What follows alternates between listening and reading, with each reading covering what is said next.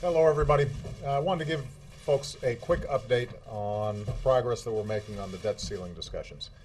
I was in contact with all the leadership over the course of the weekend and continued to urge both Democrats and Republicans to come together around an approach that not only lifts the debt ceiling, but also solves the underlying challenges that we face when it comes to debt and deficits.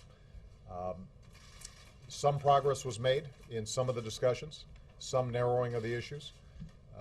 Speaker Boehner and the Republican House caucus felt it necessary to put forward the plan that they're going to be voting on today. I think everyone's estimation is that that is not an approach that could pass both chambers. It's not an approach that I would sign, and it's not balanced. But I understand the need for them to test that proposition. The problem we have now is we're in the 11th hour, and we don't have a lot more time left. The good news is that today, a group of senators, the Gang of Six, Democrats and Republicans, I guess now a gang of seven because one additional Republican senator added on, put forward a proposal that is broadly consistent with the approach that I've urged. What it says is we've got to be serious about reducing discretionary spending, both in domestic spending and defense. We've got to be serious about tackling health care spending and entitlements in a serious way.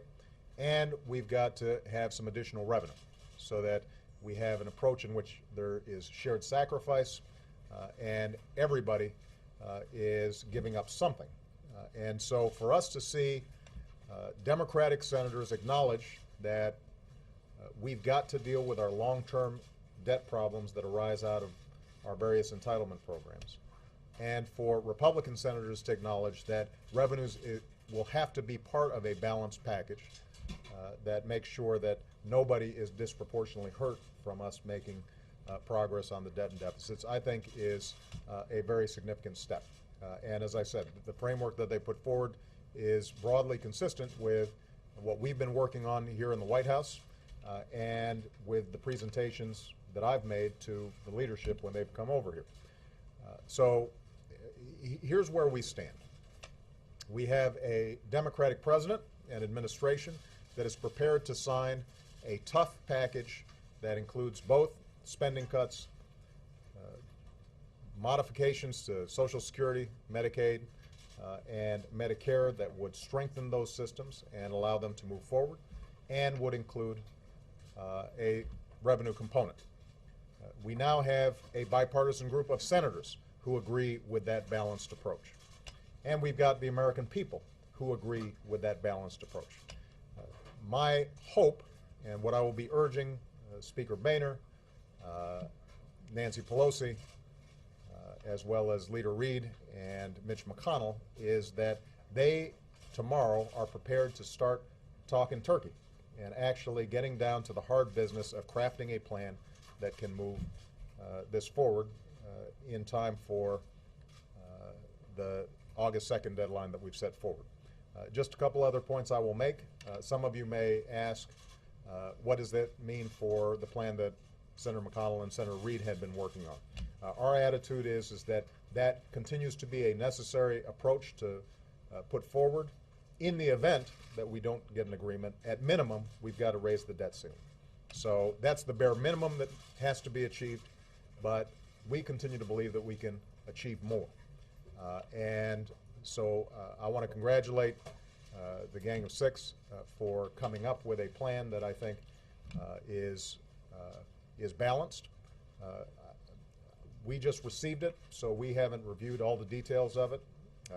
It would not match perfectly with some of the approaches that we've taken, but I think that we're in the same playing field. And my hope is that we can start gathering everybody over the next couple of days to choose a clear direction and to get this issue resolved.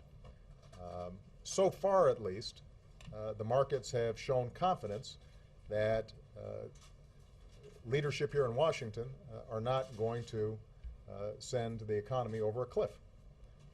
But if we continue to go through a lot of political posturing, if both sides continue to be dug in, if we don't have a basic spirit of cooperation that allows us to rise above immediate election year politics and actually solve problems, then I think markets here, the American people, and the international community are going to start reacting adversely fairly quickly. So I think it's very important for in these next couple of days to understand we don't have any more time to engage in symbolic gestures. We don't have any more time to posture. It's time to get down to the business of actually solving this problem. And I think we now are seeing the potential for a bipartisan consensus around what that would take. It will be hard. It will be tough. There's still going to be a lot of difficult negotiations that have to take place in order for us to actually get something done. And as I said, we have to have that fail-safe that Senator McConnell and Senator Reid are working on. But the hope is that everybody seizes this opportunity. All right? Okay, guys, I'm going to let Jay answer questions today. I think I've been pretty good to you guys. But after the votes today in the House, I'll call up Speaker Boehner and the other leadership, and we'll arrange for times where we bring folks back here. And hopefully, we'll be able to report on some additional progress over the next few days. All right? Thank you very much, guys. Supporting the Gang of Six plan? Would that be in the next day? Well, as I said, I think what you're going to be seeing is an evaluation of that plan versus the things that we've been looking at. I think what you're going to see is some significant overlap. But obviously, just because we might agree in principle with a range of issues with 6 senators or 7 senators, that doesn't get us out of the House of Representatives. That doesn't get us out of the Senate. There's going to have to be a broader agreement on the part of all the leadership that we're going to get this done in a serious way, and we've got a tight deadline to do it. All right? Thanks, guys.